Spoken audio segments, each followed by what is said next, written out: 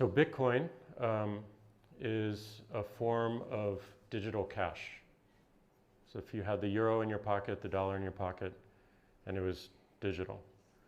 In 1970, most of the world, their paper money was actually backed by gold bullion.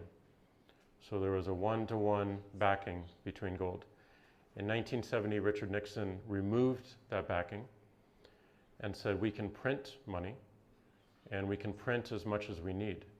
And the cost of that printing is a thing called inflation. So as you print more supply, the value of all the individual monies in circulation today goes down.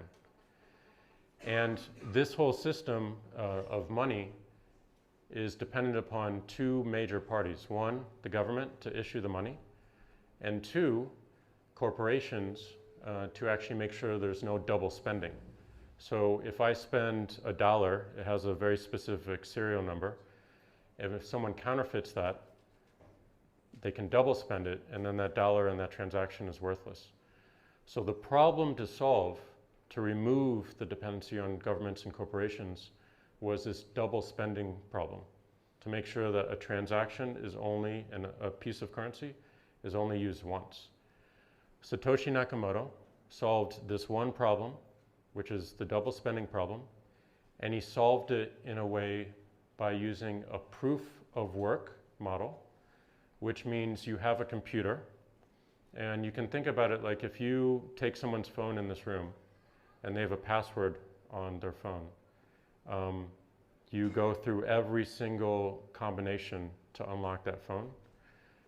These mining computers, they're mining Bitcoin like they would mine gold, are looking at this big string of number, and they're trying to find the match. They're trying to guess the password. So you have hundreds of thousands, if not millions of computers trying to guess the password, and the faster they go, the faster they can guess it. And it's all using electricity.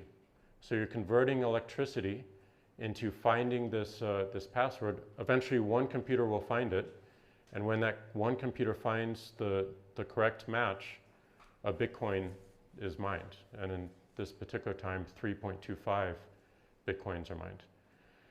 So you proved that you did the work to create the value of the Bitcoin. And Satoshi also put another constraint on Bitcoin, which he said there's only going to be 21 million Bitcoin. And what that means is it's a constrained set, so there can never be any more printing of Bitcoin, although you can devise them almost infinitely. So you don't need to own one Bitcoin, you can own a bit of a Bitcoin and spend it. And what that means is you've built a deflationary currency. So instead of inflating the currency, which is an invisible tax, making all your money less and less valuable, you have a deflationary currency where as time goes on, it continues to increase in value because it's more valuable to people, and they understand like how it can be used and what it can be used for. And just by that, as you hold Bitcoin, it goes up instead of going down. And it can only go up because of this 21 million coin constraint. Now it has variations over time, but if you look at the close to 15 years of its existence, 2009, you only see it going up, and that will continue. The last Bitcoin will be mined, that last puzzle will be solved in 2140. And after that, all of the supply is there. You can't create any more, but you can divide it into smaller bits and actually utilize it. The reason this is important and why he solved this problem is now we don't have to go to a bank to say that this transaction is valid. It's tens of thousands of computers who are constantly validating the transactions. You don't have to go to a government to issue the money because the computers are doing it themselves. And there's no leader. Satoshi has disappeared. There's no one company that owns this. There's no government that owns it.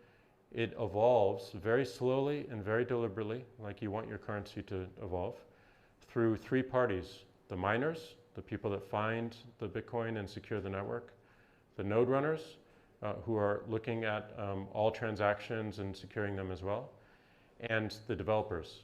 These are people who are principled, who want money, who want people to be free of these permissions and these dependencies, and are doing it out of the goodness of their heart, and they also have some Bitcoin, so they're making some money. But these are people who actually want the best for the world in a decentralized way. This is important, so if a government or a corporation tries to attack one thing, they have to go after every single computer in the Bitcoin network. And it's effectively impossible to do. So this makes it resilient, and it makes it usable by the activist, by the artist, and by you all. Now, right now, Bitcoin is seen as a store of value. It's seen like digital gold. You buy some, it goes up in value, maybe it goes down a little bit, then it goes up, and maybe you sell it and you buy something that you need. That's in most Western countries. In Central America and South America and Africa, they're using Bitcoin to send money across borders to family because it costs almost nothing to do. They don't have to talk to Western Union. They don't need to get permission. They can send money directly to their family and it's received instantly. They're actually using it for payments as well. They don't consider the price of Bitcoin. They're just considering the utility. This will happen more and more to more and more Western countries as we see things and as we see these dependencies and the need for these permissions as time goes on. But it's going to take some time. It's not 10 years, it might be 15, but little by little, people see the value of this system and why it's so powerful and why it could potentially be a complement or replace the US dollar, which rules everything and is currently being challenged by the Chinese yuan. These are two entities that control your money, control the value of your money, and you don't elect them. Whereas Bitcoin, you have a lot more control and you have a lot more free agency around it. So that's money.